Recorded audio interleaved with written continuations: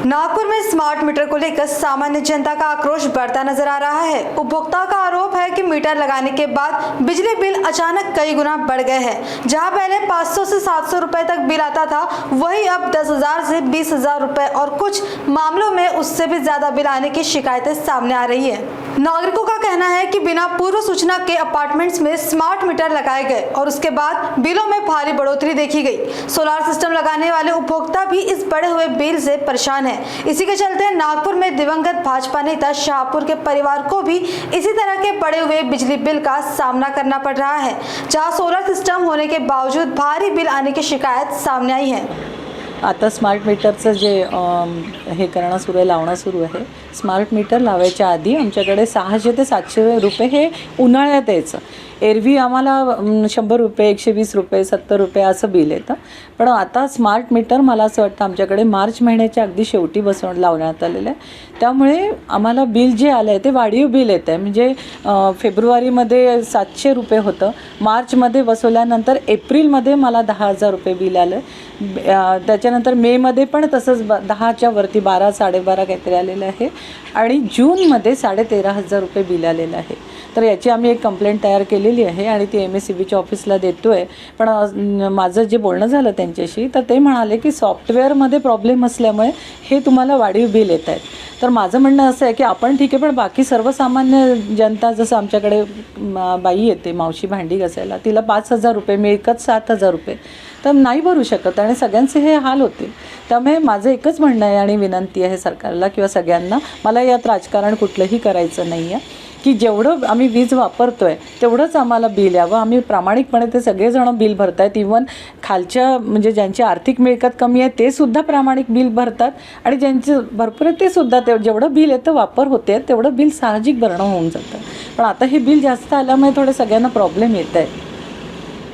वहीं Maharashtra state electricity works federation और नागरिक संघर्ष समिति के अध्यक्ष मोहन शर्मा का कहना है कि राज्य भर से इसी तरह की शिकायतें लगातार मिल रही है। साथ ही संगठनों का कहना है कि 1 जुलाई से इसके लिए अलग कॉल सेंटर शुरू किए जाएंगे, जहां शिकायतें दर्ज की जाएगी। साथ ही ग्रामीण क्षेत्रों से भी चौंकाने वाले मामले सामने आए हैं, जहां मजदूर और किसानों के घरों में 99,000 रुपए से ज्यादा के बिजली बिल बेचे जाने की बात कही जा रही है। अब सवाल ये उठता है कि आखिर स्मार्ट मीटर में तकनीकी गड़बड़ी है या फिर सिस्टम में कोई बड़ी कमी, जिसका खामियाजा आम उपभोक्ताओं को भुगतना पड़ रहा है। तक्रारी तर भरमार आहेत। यावेळेस इतक्या नागपूरला तक्रारी आहेत की महावितरणच्या सेंटर्सवर 100 माणसं त्या ठिकाणी वीज ग्राहक ह्या तक्रारी घेऊन येत आहेत आणि कर्मचाऱ्यांना त्यांना उत्तर देणं कठीण होत आहे। अशा पद्धतीची स्थिती वीज बिलाच्या वीज बिल वाढल्यामुळे तयार झालेले आहेत आणि म्हणून लोकांमध्ये खूप त्याच्या संदर्भामध्ये असंतोष आहे आणि तो असंतोष अनेक मार्गाने म्हणजे मग तो कर्मचाऱ्यावर त्याचा परिणाम होतो की ज्या ठिकाणी सेंटरमध्ये महावितरणचे कर्मचारी आहेत त्यांना मग शिवीगाळ वगैरे केल्या जाते आणि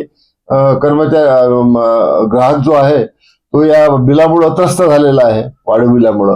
तर त्याच्या विरोधामध्ये वीज ग्राहकांनी आता त्या अनेक ठिकाणी तक्रारी सुरू केल्या आहेत आणि याच्या संदर्भामध्ये महावितरण कंपनीनं योग्य प्रकारे पावलं उचलण्याची आवश्यकता आहे आणि बिलाची पूर्ण चाचणी केल्याशिवाय असे हजारो रुपयाचे, लक्षावधी रुपयाचे बिल निघायला लागलेले आहेत, त्याच्यावर रोख आणण्याची आवश्यकता आहे। सर, तुमची संघटना म्हणून काय भूमिका असणार आहे आणि बिल वाढण्यामागे काहीतरी त्रुटी असण्याची शंका आहे, काय कारण वाटतं एवढं बिल वाढलं? साधारणतः जी लोकांचे तक्रार आणि ज्या तक्रारी नागरिक संघर्ष समितीकडे येत आहेत त्याच्यामध्ये या मीटरच्या इन्स्टॉलेशन मध्ये आणि या मशीन मध्ये निश्चित रूपानं काहीतरी तांत्रिक अशी काहीतरी रचना केल्यामुळं हे मीटर जास्त फास्ट आहेत पहिल्या मीटरपेक्षा आणि जास्त फास्ट असल्यामुळे रीडिंग जास्त होते आणि रीडिंग जास्त होत असल्यामुळं बिल लोकांचे वाढायला लागलेले आहेत। तर या मीटरची तपासणी व्हायला पाहिजे, याच्यामध्ये काय तांत्रिक अशा बाबी आहेत याच्यामुळे बिल वाढायला लागले हे मात्र महावितरणच्या व्यवस्थापनानं अधिकाऱ्यांनी शोधून काढलं पाहिजे आणि त्याप्रमाणे ते दुरुस्ती त्या मीटरमध्ये होण्याची आवश्यकता आहे। अन्यथा मागच्या मीटर लागण्याच्या अगोदर 10,000 रुपये बिल येत होतं, ते आता लाखाने यायला लागलं. त्याचा अर्थच असा आहे की याच्यामध्ये काहीतरी तांत्रिक बिघाड आहे. सर पुढच्या याच्यात काय भूमिका असणार आहे, कारण लोकांना भुर्दंड बसतोय.